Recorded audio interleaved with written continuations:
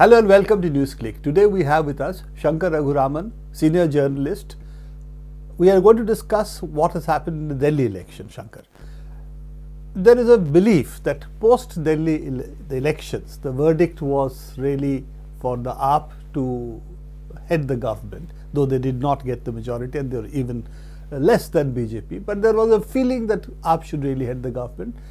And now the Congress has given it unconditional, conditional support. We don't know where they are. This feeling that Congress will pull the rug from under them, it's not such an easy case because it's very clear that AAP has to take on certain things. And whatever it takes on, electricity, water is what they have said, whatever it takes on, one certain issue is going to be corruption of the erstwhile Sheila Dikshit government.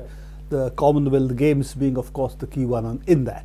Now, whatever measures AAP initiates on that, and if Congress pulls the rug after that, it's going to look like protecting a corrupt regime which they were running. Absolutely. That's exactly what I was saying earlier.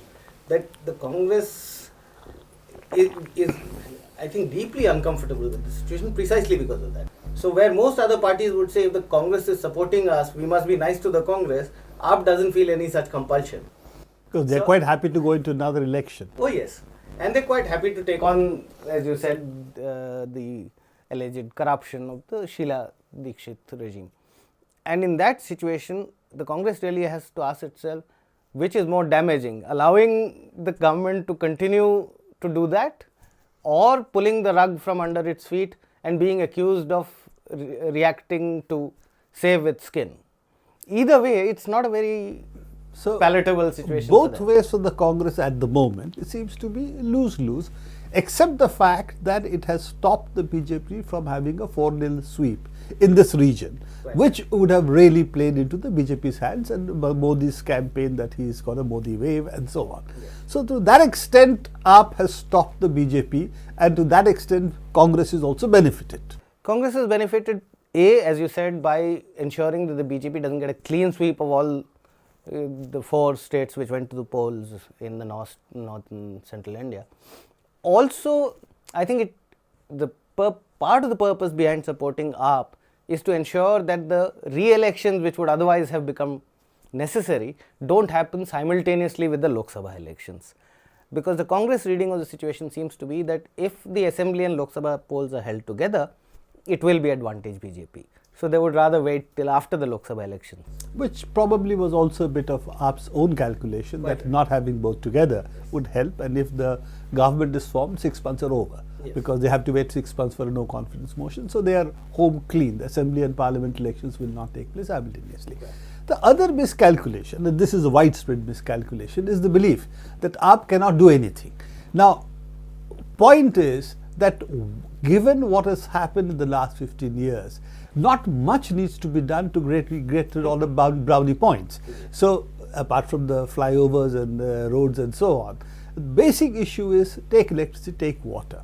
Now electricity, all they need to do is to really order an inquiry, audit as they have been saying, about how the private electricity companies have been functioning.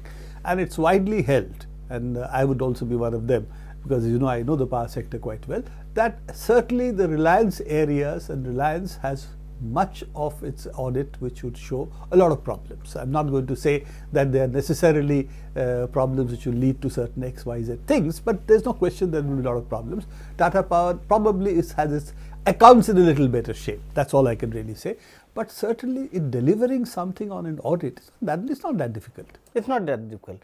And on water, as Kejriwal has repeatedly pointed out, all that is required as an immediate step is an executive order. So they do not even require legislative assent for it. And which is why he said within 24 hours of becoming chief minister, I'll order 700 litres of free water to every household. Now, true, there is no way he can ensure within 24 hours or even within a few months that every household does get 700 litres. Because that's an issue of distribution. The pipeline infrastructure has to be in place, your treatment capacity has to meet those requirements and all of that. But he certainly can ensure that up to 700 litres water will be free to all Delhiites. And as you said, given the track record of the last 15 years or even beyond that, that in itself will be a huge achievement. So, given the low level, and I'm not saying that Sheila Dikshit's government did not function at all, in certain areas it did, but given the low level, particularly on the issue of electricity, water, sewage, cleaning up the garbage, education, the record of the government has been pretty bad. And that's been visible to all of the people. And particularly the electricity issue hits everyone today, from middle class to the Jhuggi Jhopri college, it hits really everybody. And unfortunately, this has been very much something which is coming from the neoliberal policies of the government, that give it to private companies, make everything metered, marketable hona chahiye, market should play, etc., etc. And this water thing, which is about 24 hours water supply for certain colonies, they're saying, is again a continuation of that. It is not expanding the distribution or even addressing the problems of distribution, but promising some houses that they will get full 24 hours water. So I think whether AAP will have a change of direction in this, or do you think the change of direction is something which is not clear in AAP's economic policies?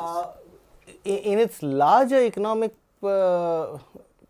platform, I think there is a lot of ambiguity. I don't think they're completely clear on exactly what kind of economics they are in favor of. But as far as the limited issue of water privatization is concerned, I think there is some clarity there, because after all, Kejriwal's initial foray into public policy in Delhi started with resistance to water privatization. Yes, so the Delhi Science Forum and Parivartan had worked together on that issue. Right. So I think on water he is reasonably clear. So also on power in the limited context of Delhi's private discoms and so on. Beyond these two things, whether there is a clear critique of a neoliberal economic policy regime, I am not so sure.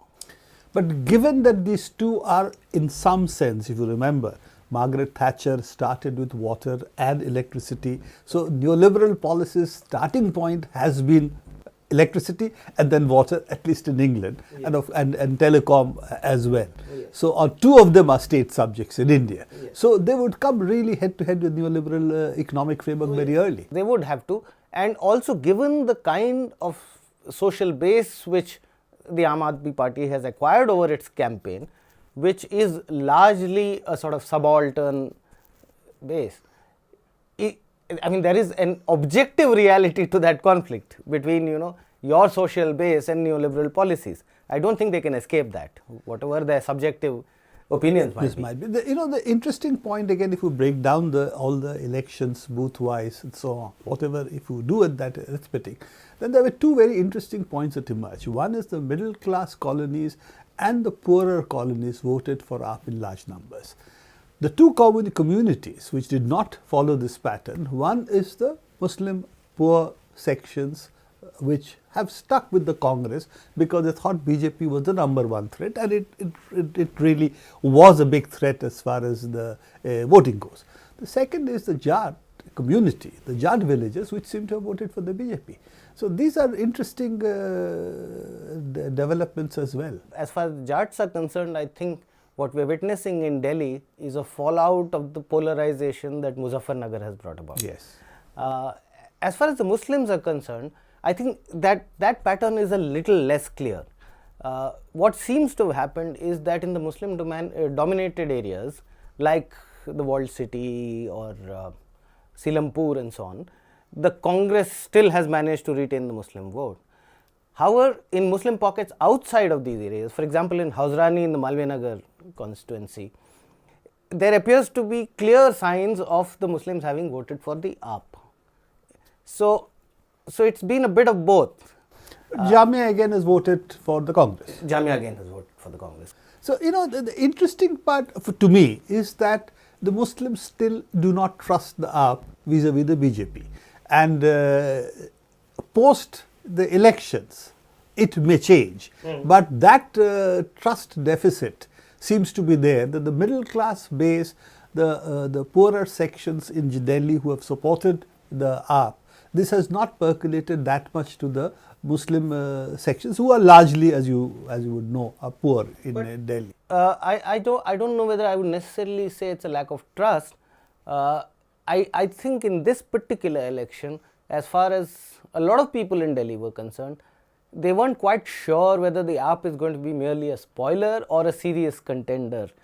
Now, for the Muslims, that's a risk they could not afford to take. I mean, they couldn't afford to take the risk of letting the AAP play spoiler and the BJP therefore emerging as the ruling party. For others, what is at stake was a lot less in that risk. That's true.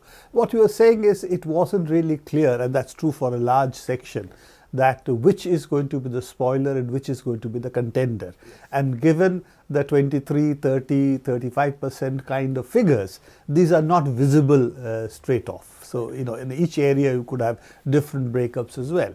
So, it's very difficult to assess that part, which even the AAP was saying various things. I don't know how much they really believed it. Yeah, frankly, I don't think they really believed that they would get as many as they did. Coming to the larger question, the All India scenario, the AAP's emergence in Delhi, a big pointer to the fact that the Modi BJP wave is not so significant. What you are really seeing is an anti-Congress, anti-incumbency belief or response, and therefore the BJP able to capitalize when no other opposition exists. In fact, even if you look at the campaigns in Madhya Pradesh, Chhattisgarh, Rajasthan, sure, Modi campaigned in all of these areas, but there was very little doubt that the election in Madhya Pradesh was all about a vote of confidence in Shivraj Singh Chauhan. Similarly, in Rajasthan, it was clearly Vasundhara Raje who was the face of the campaign for the BJP, and in Chhattisgarh it was Raman Singh.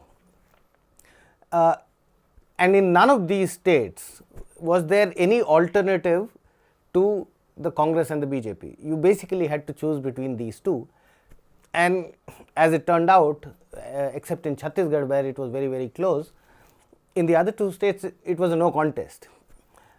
Delhi was the only state where people had the option of saying neither BJP nor Congress, and you can see that the moment that option was available to them, it's remarkable that a party which has not been in existence for more than a year has got 30% of the vote. That tells you something about how desperately people are looking for an alternative to both these major parties.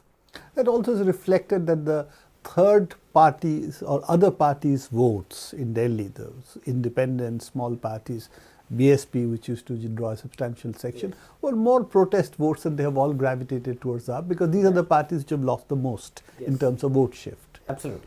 What it does show is that even in the earlier elections, about a quarter of the vote which was going to parties or individuals other than the Congress and the BJP was really saying none of these two.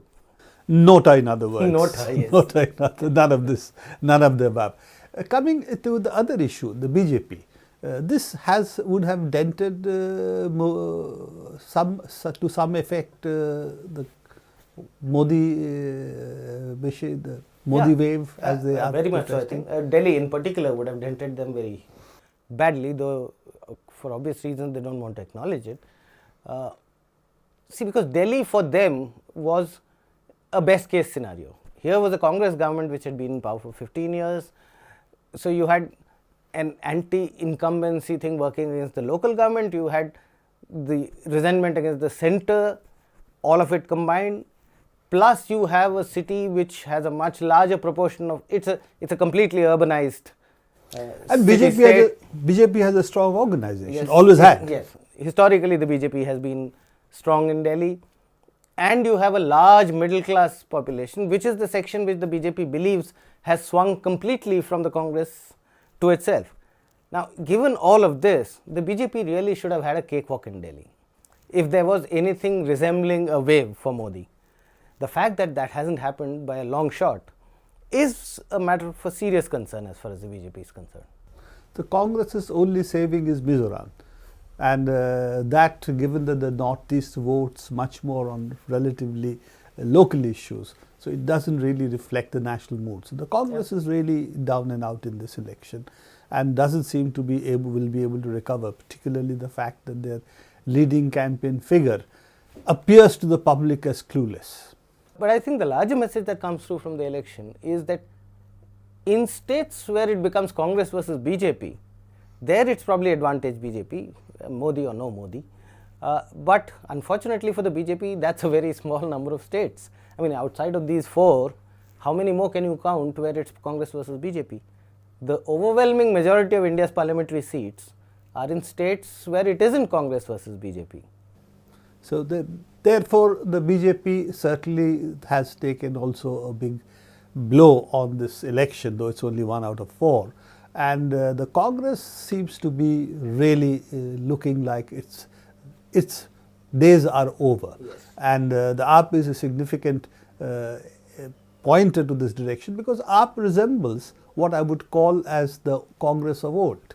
That in its social composition, it has all different kinds of people, ideologies are different, secularism is what I would call a soft secularism, go to recordmen, go to Muslim clerics. So it's a very much the Congress in a different garb, but the Congress in a positive sense, because this is the Congress which came out of the national movement. Quite right. I mean, I think the defining feature, people tend to assume that what's got up so much support is its anti-corruption plank. My own feeling is that much more than the anti-corruption plank, there is a sense of here is a party which is engaging with people, engaging with the issues of the people. Now, and I think therefore, that is why Bijli and Pani were crucial to the AAP's campaign. I think that is what the response really is about. And which, as you said, I mean, this again is harking back to the old Congress in some sense, where, you know, politicians had a live connect with their masses, which no longer is the case. I mean, now they seem to think that sitting in TV studios is adequate to do the job. That is true. The television politics is really taken over as new mass politics. Thank you very much, Shankar. We will continue to discuss up to the run-up to the elections and beyond with you regarding what's going to happen in India. Next elections are may not be the decisive ones, but they definitely would show which way India is going to go. Yes, certainly. Thanks. Thank you very much.